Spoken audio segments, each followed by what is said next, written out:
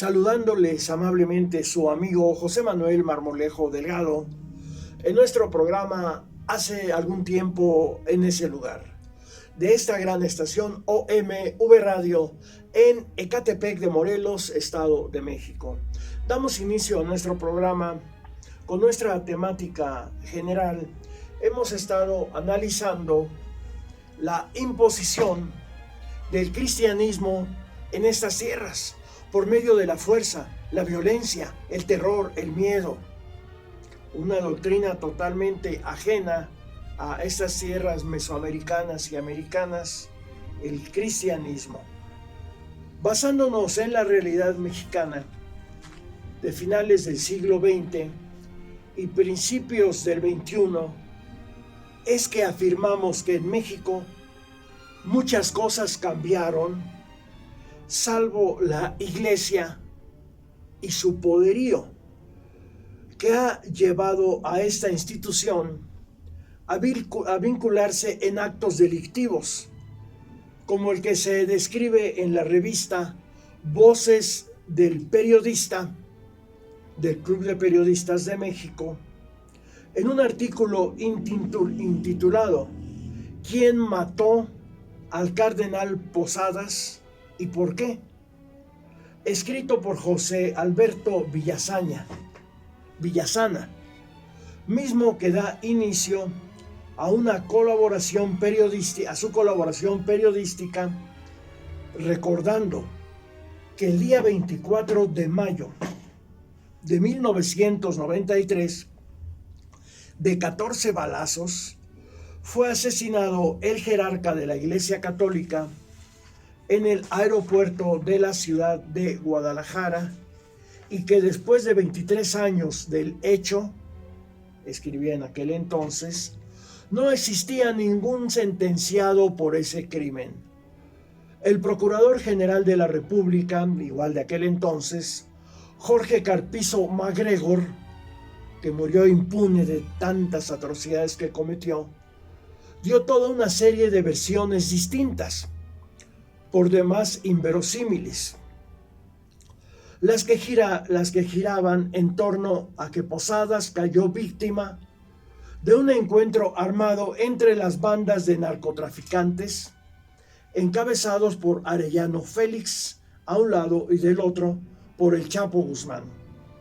Villasana sostiene que la autoría de este homicidio fue del gobierno de Carlos Salinas de Gortari, que para cometer el delito hizo que los protectores gubernamentales de ambos grupos fueran citados para que una tercera banda ejecutara al prelado.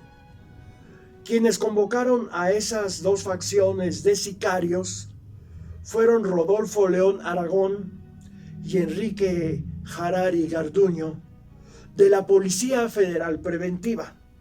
El encargado de desviar el sentido de la investigación fue el propio procurador Carpizo. Es rector de la Universidad Nacional Autónoma de México, UNAM, y el móvil era recuperar documentos que el cardenal Posadas entregaría al nuncio apostólico Jerónimo Prigione, en los que se reflejaba la complicidad entre cárteles de la droga y políticos del gobierno de México. El obispo de Ciudad Nezahualcóyotl, José María Hernández González, en una investigación de la revista Proceso, cuando Proceso era decente, confirmó que Posadas Ocampo, 10 días antes de que perdiera la vida, fue invitado a la residencia presidencial de Los Pinos, en Chapultepec, que ahora ya es museo y un centro cultural, a una comida en la que el religioso y el presidente Salinas se vieron envueltos en fuerte enfrentamiento. Los asesinos materiales Tomás Marco Enrique Torres García y Alberto Vallardo Robles declararon que la causa del homicidio fue que Posadas poseía documentos que una mujer le entregó, en los que se comprobaba el vínculo de la familia Salinas de Gortari y Ocelli, gobernadores, procuradores y demás funcionarios públicos, con los narcotraficantes. El operativo del crimen fue ordenado por el general Jorge Carrillo Olea, director de la lucha antidroga. El testigo ocasional de los hechos, comandante de la Policía Federal de Caminos, José Manuel Zamudio, testificó que inmediatamente después del asesinato de Posadas y de su chofer, uno de los agresores abrió la cajuela de Posadas, la cajuela del Gran Marquís de Posadas, extrayendo un sobre amarillo, dándose de inmediato a la fuga. Otra versión afirma que el motivo del pleito fue porque el entonces vicepresidente de la Confederación del Episcopado Mexicano reclamó a Carlos Salinas que su hermano Raúl estuviera involucrado en el tráfico de estupefacientes. Recordemos cómo Raúl Salinas de Gortari le prestó muchos millones de dólares a Ricardo Salinas Pliego para que se apoderara de lo que fue Imevisión, hoy Televisión Azteca. A la comida de Los Pinos asistieron Manuel Camacho Solís y Luis Donaldo Colosio, amigo este último de Posadas. En el automóvil de Colosio llegó a la comida, acompañado del cardenal.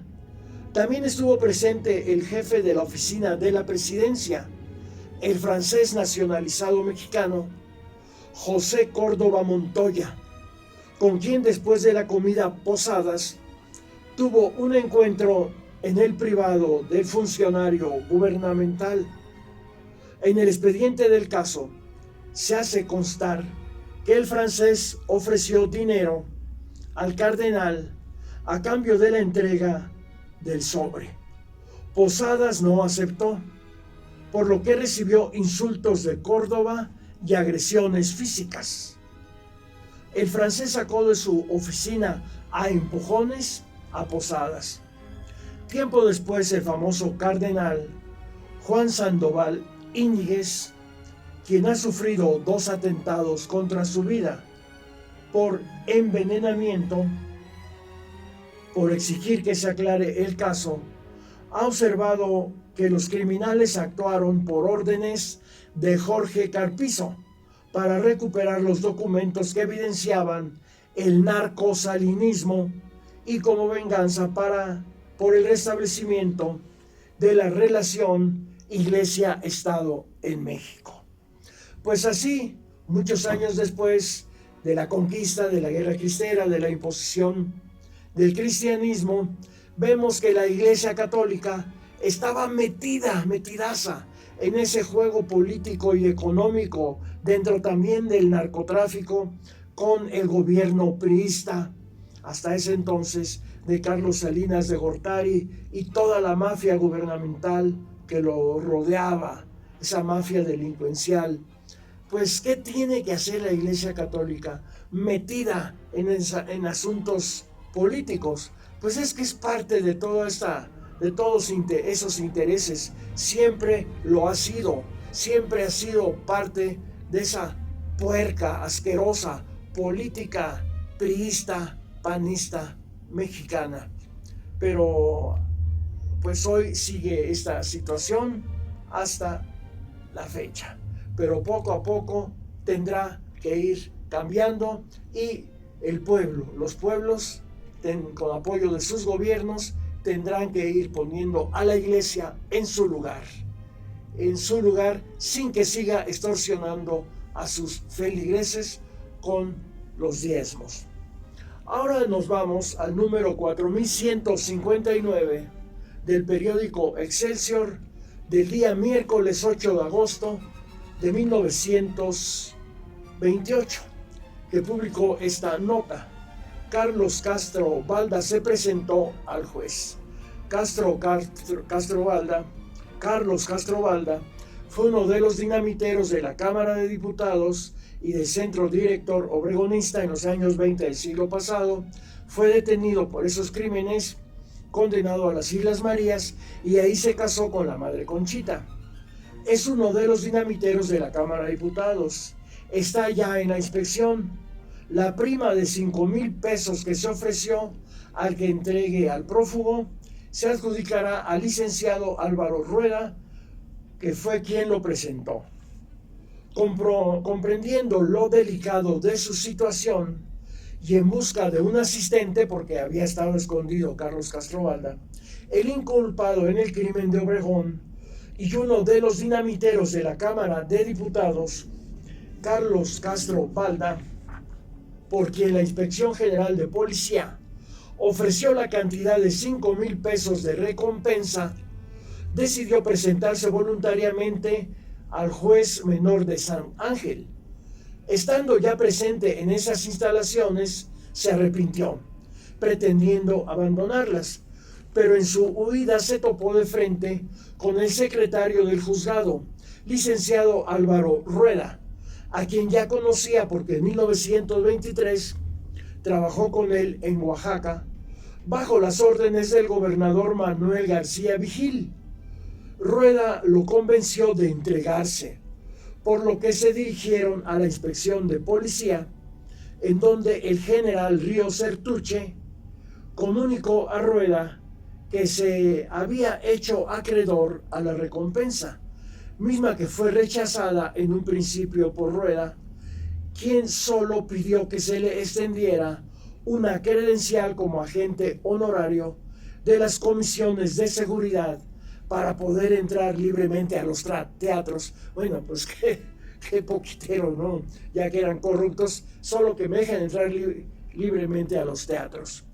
Cosa que se le concedió, pero Río Sertuche insistió en premiarlo con la recompensa, por lo que al día siguiente se llevaría a cabo una ceremonia para la entrega oficial del cheque de 5,000 pesos al licenciado Rueda. Esta nota es acompañada por una fotografía de Carlos Castro Balda en la que aparece elegantemente vestido.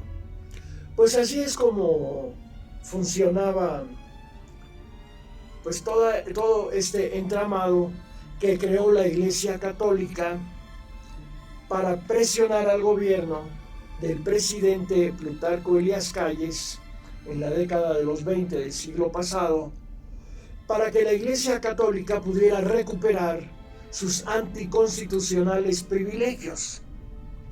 Entonces empezó a organizar desde abajo a la sociedad grupos que después estallaron la Guerra Cristera, o grupos como el que encabezó Carlos Castro Balda, que entre otras cosas fabricaban bombas para explotar trenes, para hacerlas estallar en las estaciones, o como fue en este caso, hizo estallar una bomba Carlos Castro Balda en los baños de la Cámara de Diputados en la calle de Donceles, centro histórico de la Ciudad de México, y en el Centro Director Obregonista, ubicado en la colonia, en la Avenida Juárez.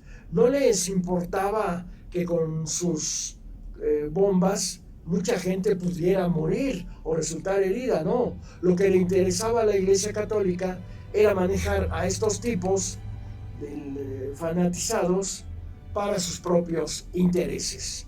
Como decíamos, en siglos, en muchos siglos, en cientos de siglos, la Iglesia Católica no ha cambiado un ápice, sigue siendo la misma rémora que la sociedad tiene que cargar sobre sus espaldas. Ya es tiempo que la sociedad se quite de las espaldas a la Iglesia Católica y a todas las iglesias que están surgiendo como nuevas, entre comillas. Pero de esta temática continuaremos hablando en nuestra siguiente emisión, de hace algún tiempo en ese lugar, de esta gran estación OMV Radio en Ecatepec de Morelos, Estado de México. Se despide de ustedes su amigo José Manuel Marmolejo Delgado.